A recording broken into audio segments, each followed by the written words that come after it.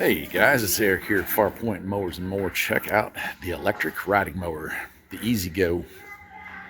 And how do you open it? Oh, there we go. Here's where your batteries go. And you can invest in up to 6 of those for additional cost, of course. 42-inch deck, LED lights, decent set of tires.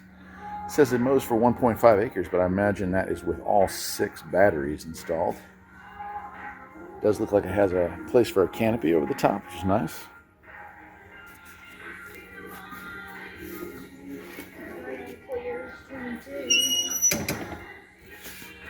I mean, it's a lot of composite. That's all fake.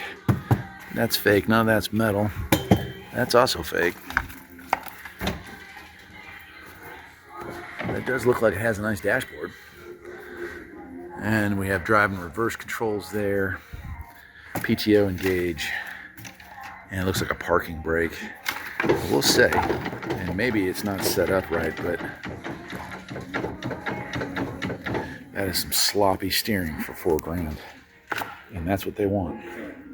Anyway, I'll leave it up to you whether it's worth it or not. But there you go.